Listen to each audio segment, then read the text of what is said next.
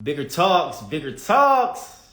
I'm back once again with an IG Live chat and discussion, and I have the Women Empowerment Coach, podcast host, and author, Gina DeVee, baby, is on today, and we're going to talk about what it's like to be queen, mindset, women empowerment, being a boss lady, and just really going after your dreams and aspirations and just getting to it. So she'll be on here soon. Oh, there she is. Oh, way, Gina! Hello, Eric. Hey, how are ya? Excellent, excellent. So happy to be here. Yes, I'm happy to have you. How you feeling? How are you today? It's a beautiful day. It's a beautiful day. Grateful for every day and grateful for connections. I think that people are just loving talking to each other and being in relationship again. So delighted to be here with you. Yes. By the way, you are powerful, and I love your women were not busy, we're intentional, right? Yes. You talked about that, being seen as a woman, being visible. Mm-hmm. But before we get into that, let's talk about you and what got you into this space of women empowerment, women development, the audacity to be queen. What is that all about? What sparked that interest for you to be living it, doing it, and speaking on it the way you do? Yes. Thank you. Because I wasn't any of those things, and I wanted to be. That's where it starts. We teach what we want to learn, right? I felt very invisible and very disempowered and unsure. And, I've always been like an extroverted personality, but I really gave my power away a lot. I just thought that living a big life was for other people. And I sat on the sidelines a lot of my life until I really kind of owned my spiritual connection. And I was like, wait a minute, I say I'm spiritual. This isn't spiritual. Like, God meant for all of us to live a great life and create us all for an important purpose. So I had to start doing for myself what I was kind of like waiting for other people to do, like see me, value me, hear me, prioritize me. And when I started to take more personal responsibility, everything in my life changed. So that was a little bit of the background. I was a broke, struggling psychotherapist. I was $75,000 in debt, student loans, credit cards. And the only thing that made that worse was that I was 30 years old, living at home with my parents in the suburbs of Detroit. So, I just kind of had no life, but I had a big dream and I knew I needed to transform it. And I'm so grateful that certain people came into my life so I got the tools to learn how to change my life. That's beautiful, because a lot of times we see things but we don't know how to acquire them. Mm-hmm. And we live in a world where it's a lot of human doing. Instead, it should be human being, right? How do we be it to become it, and so we can live it? What with that being said, in that story, therapist, $75,000 in debt, living at home with the parents, mom at 30 years old. What was like the turning point where you like, you know what? Was it a breakup? Was it, you just got what day, what moment it just clicked? Like, you know what? Indicate I had some sort of life going on. No, there wasn't even that. I think this is the pathetic story, is that I got home one Friday night and it was late. It was like 9:30, 10 o'clock.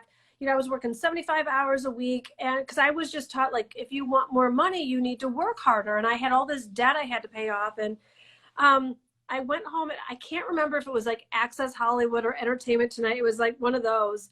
And I was just like, everyone in LA is wealthy and beautiful. I'm out of here. It was like, I was just like, yeah, graphical cure. Something had to give. Look at things weren't terrible. I was just not living a full life. And I was just like, I kind of didn't really have anything to lose and everything to gain. So I gave up my license as a therapist and scrounged together some quarters and drove across the country and you know, rather than being a broke, struggling psychotherapist in Detroit, I got to be a broke life coach in LA until I started to learn how to get a business off the ground.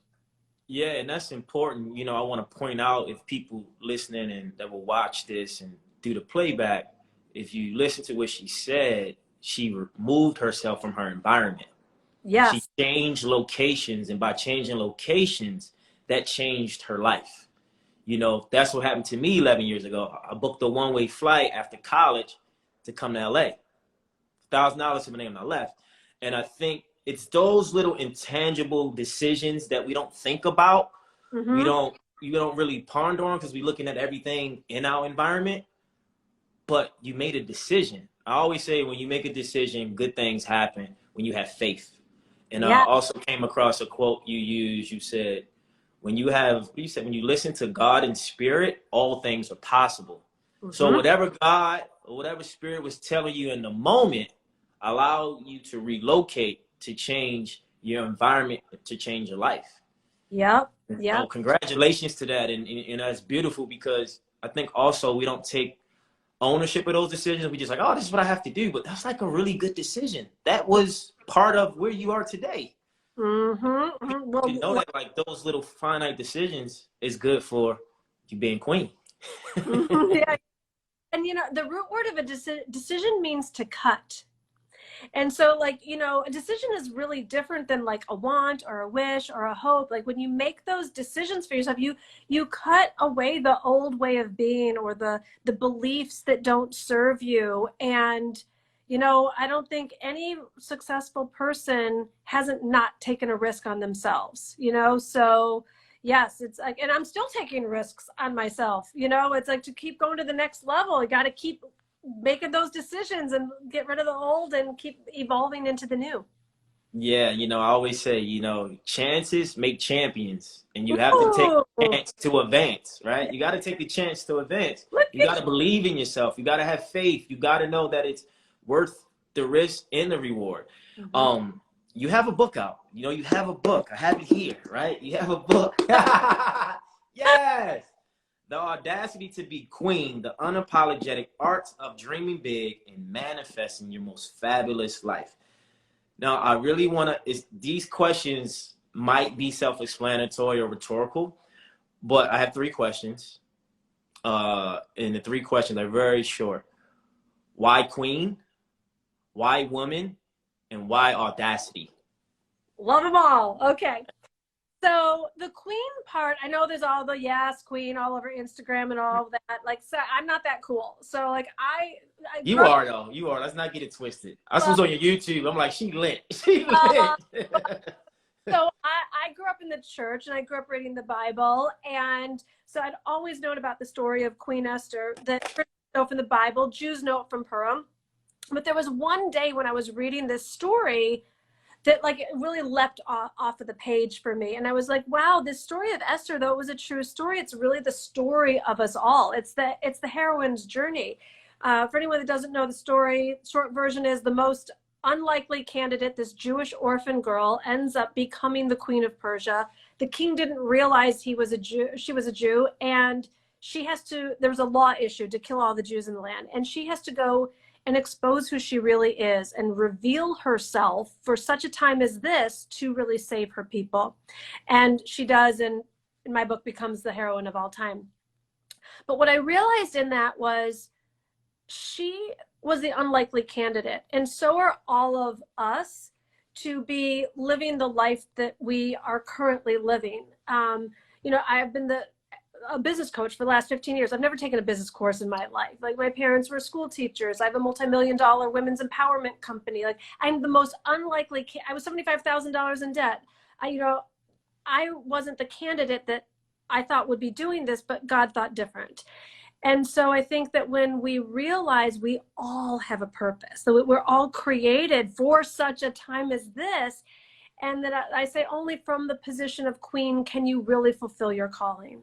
So it's time for us women to stop feeling significant or invisible, or think that someone else knows better or is smarter or more capable or talented or any of it, and realize that that's not how God in the universe sees us. Like, we are seen as masterpieces and beautiful and powerful and unique. So the Queen is based on this story of ordinary women living legendary lives. So that's why Queen. The other reason why I love Queen is it's an archetype. And this archetype, she's not all feminine. She is the masterful blend of masculine and feminine energy. So we women get to be our full selves. We don't have to just be overdrive and masculine or all like some mermaid sitting on a rock and are feminine, but like we get to do both. So that's why Queen. Why, what was the second one? The third one was, I think I said woman, and then why audacity, that word, that terminology. Oh, why women? Look at the age of Queen is now. You know, we are coming out of centuries and centuries and centuries of, and this is not about male, this is about masculine rule. So inside both male and female, there are masculine and feminine energies. And it's time for feminine values, which consider the collective, you know, the mass. What's that? I said it's time for feminine values to be valued. Yes. To light shine on it, to be empowered, to be uplifted, to say, look, I've been here this entire time. I arrived. Now it's time to take my cape off, my hat. I'm going to show you what I've been this entire time, because, you know, as a man, I understand as I've gotten older, the power of women, right? And not just the feminine side, but the masculinity of them driving or pushing or challenging or up-leveling their man. You know, it could just be like, you know, you got what it takes. Come on. That alone from a woman's spirit is enough to make a man go do what he's set out to do. So, you know, it's beautiful that you said that. I don't want to cut you off, but she said so many powerful things. But go back to the time for the feminine to be valued where you left off. I just want Yes. Yeah, feminine principles take care of the collective. They take care of the community, and that's what we need in politics, in economics, in education, in government, in, you know, across the board. We need to be more mindful of everyone versus a select few.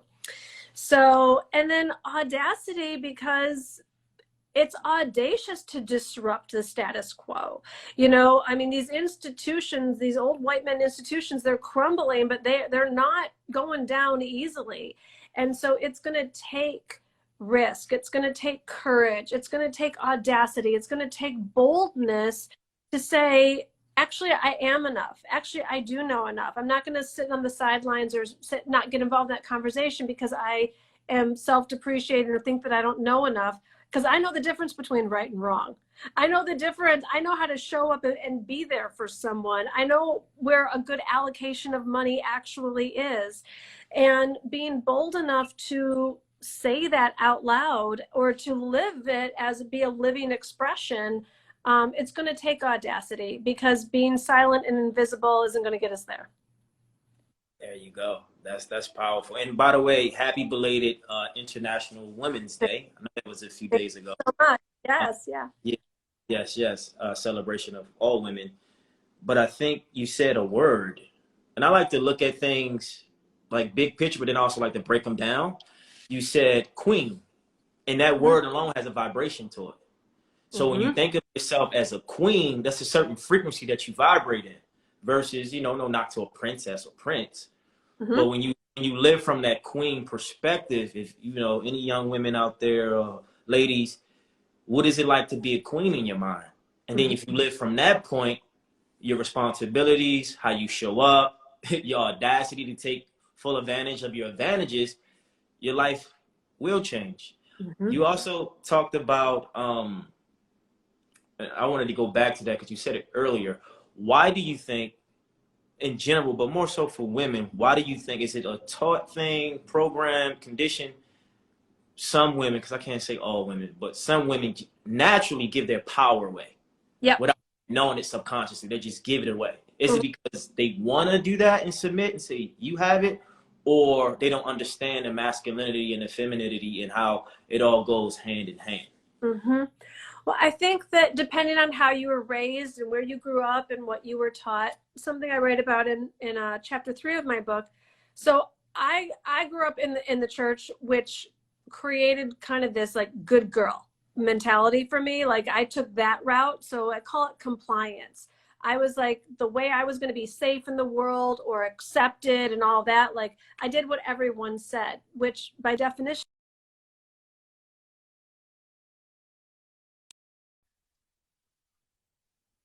is, oh, did we lose?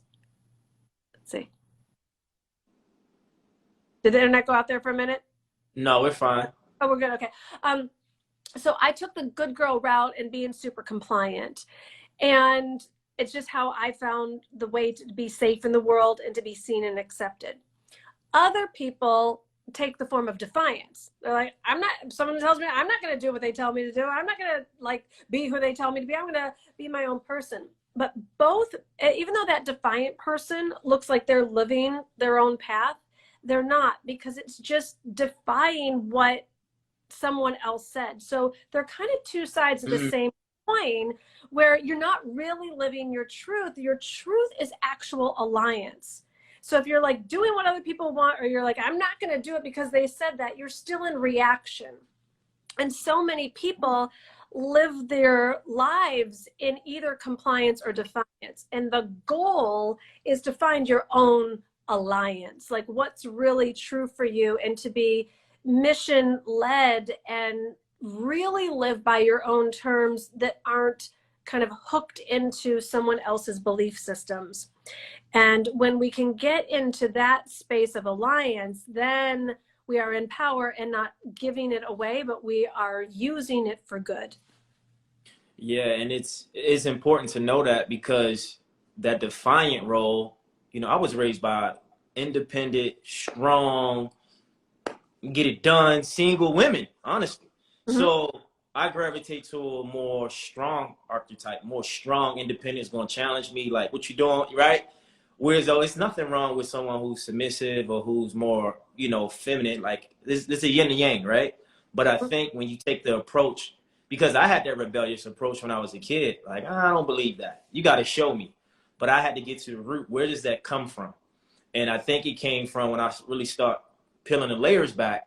I have such a strong gut feeling about what I feel that if someone says something, not that it's wrong, I want to know the information. I want to know statistics. Teach me. I'm always a student. And so that, trying to find an equilibrium in that balance of like, what do you want? Why do you want it? What is your intention? What is your purpose? Because Gina DeVee, we know she's a powerhouse. She's all about empowerment, the audacity to be queen, but you might not want that. But what is your queen? What is your audacity? What is your power? And I think when you break it down and you give people the opportunity with your platform and your book, it makes people think differently. And I think that's where we got to go in consciousness in the universe, because women are empowered and they're making more money and they're in leadership positions and they're winning and they're thriving. I do want to connect on a space where I'm seeing a lot of women getting to the top, but I'm also seeing some men not liking it, right? Feeling less than or trying to belittle the women that's in power. What is the balance that men and women need to have when, I can't say the roles are reversed, but it's just different to have a successful relationship? Because most times I run into women who are highly successful, business, even friends, mutual friends of others, and they're looking to date, they looking to, be with someone, and they always say, I'm just too much for a man, or I'm too strong, you can't handle me, or, all of these terminologies and these narratives we create. What is that, and how can women and men understand the position a woman might be in, and how can she understand what she really wants in a man if she is in that dominant role at work, but maybe when she want to come home, she want to kind of be less of dominant? I don't know. I just want to know from your experience and from how you see it. Sure. Well, there's a couple things. So let's first discuss within male and female, there's masculine and feminine energy. So the masculine energy is the concrete, the tangible, logical, linear, practical, predictable. It's I'll see it when I believe it. It's the provider, the protector energy. But ultimately, masculinity is about giving. Okay.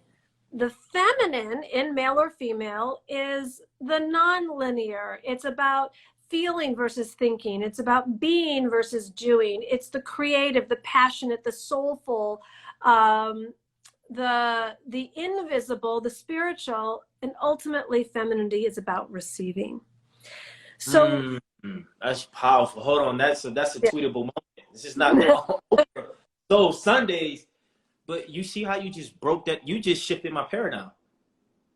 The masculine is giving, the feminine is receiving.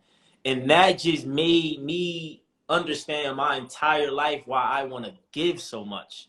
And my challenge has been I didn't know how to receive. So now I'm allowing my feminine side to like, let go, let God, let someone in to give to you so you can receive, and then it's balanced. That is so beautiful. I hope that's in the book. Hope that's a quote with your name. The whole chart and everything. I got you, Eric. Yeah. Yeah. So people think mothers of small children are feminine. They're not. They're constantly organizing, doing, providing, protecting. They're completely in their masculine. Most of us have seen people in positions of power be masculine. They're initiating, they're in charge, they're speaking up, it's that. So we've all veered towards or wanted to be more masculine because that looked like the more successful, powerful place to be. So what does that do? That creates, if ultimately masculinity is about giving, we're all more comfortable giving, leading, initiating, all of that stuff. So just even think about like a birthday present. Like we're so excited to go like get a birthday present for our mom, our best friend, like whoever, and we can't wait to give it to them. But just think about what's it like when someone else is so excited to give you a present. You're like, do I open it here? Is it okay? Like, oh, but I should give you something. Like, it's like we're so awkward about it. I mean, and women, I think more than men in general, but like women are tough to be able to receive. Like we can't receive a compliment, visibility, pay that's worthy of us. Like that's all due to the injured feminine instinct, and have it to whatever degree as well. If you always have to be the one doing, giving, picking up the tab, like whatever it is, we both need a balance of that masculine and the feminine. It's like breathing in and breathing out. So Western culture is just addicted to all things masculine, which is why everyone's so busy and everyone's so doing in a doing mode. But I say busy is boring. And the more present we can actually be so that we can receive each other and receive the moment and get great at receiving our self-worth, a compliment, a paycheck, love, whatever it is, then this creates for a more whole individual. Beautifully said, because I had a moment this morning. I got an audition. I knew I had to interview you. I had a client. I had to get myself together. And I told myself, I said, relax. What you in such a rush for? Take your time. You do not have to respond to those text messages. You do not have to respond. What's more important? What is priority? And I think when you were talking, I got an epiphany about how we can receive through the spirit, right? Yes. So the way you receive through the spirit, and it can come through meditation, but it all comes through just being present and being calm and just, okay, it feels like you're overwhelmed, you have a lot going on, but when you take a few deep breaths, you can pray, you can meditate, then you'll know how to move. You'll know what to do and when to do it. And then you can set your intentions instead of, oh, I got to do this. I have to, it's like slow down. And that's all part of, okay, you're giving, but you also need to receive from spirit. And that's messages, there's downloads, there's information, there's inclinations, there's, serendipity, right? All these things we don't think about. Miracles, it's a miracle season. The audacity to be a miracle. So this is so profound. What is your message to any young women out there going through a very tough hardship of letting go and not only being able to receive, but give themselves the opportunity to be queen, to be powerful, and they know they should do it, and they got the information, and they read the books, and they took the courses, and they're in your mastermind, but they still just can't shift and get into, you know, that gear to kind of like pull off and drive, right? Mm. What is the inspiration? What is the message that you could give to someone in that space? It's all about spiritual connection. Spirituality is your superpower. There you go. We draw on our humanness too much. We feel anxiety, we feel depression, we freak out because there's a limit to like the mortal human. But it's the spirit that's in us but not of us that tapped into the limitedness and the infinite, which is what we're really seeking. Like when we get up and know how our day is going to go or how our life's going to go, that's just flat. There's a cap on it. Like we want wonder, surprise, the miraculous, and that only comes from the infinite. That only comes from source. So if we're not opened up to infinite possibility, we kind of should be depressed or anxious, because then we just gotta like figure our lives out all on our own. Wow, that is so true. When we know what's going to happen, it's flatline, it's boring. And it goes back to, I'm taking it back to relationships, and I'm not saying that this is for everyone, and just life, right? Like I'm talk about pain, and talk about trauma. You know, what I've realized as a man, when you're giving or you're making a woman or something so much your attention, and like, that's great, right? But people also appreciate a challenge. People also appreciate another side to your existence. So is there any theory or experiences you have? Because I've experienced like people who are successful, who are driven, who win, they go through some type of pain, some type of trauma. There's something there that's lighting them up. And then some people don't really have much of that. And it's not that they don't want greatness, but they don't have an anchor to kind of push them. Mm-hmm. Have you seen that in like working with clients or just with yourself? Like you had your $75,000 in debt, that like, yo, I'm tired of this. I'm angry. I'm frustrated. I'm going to LA. Mm-hmm. You know, so do you feel like we need that as human beings? Like you said, the whole, if we knew what our life was, it would be boring. So do you feel like we need a challenge for change? Well, they say you can learn through love or learn through pain. For me, I think I've only known how to really learn through pain. Until now, I'm getting a little better at learning through love. So first of all, every human has experienced trauma. Like they're like, it's, you know, some of them are more dramatic than others, but you know, trauma can be like what society labels as the bigger devastations, but it's also traumatizing to not get invited to the birthday party when you're 8 years old, or when someone says that was a stupid question, that all, you know, or you don't belong, like that's also traumatizing. So when we get that what we've been through, what we've overcome, so has everyone else. It's like everyone has a story. And I do believe that some people give up a little more easily, that some people have let themselves become bitter. Some people have, certainly when you get to a certain age, like you forget to dream, you forget to ask for a miracle. And so as much as I love my millennial followers and my 20 somethings, and you know, like it didn't take a lot for me to shine my light in my 20s.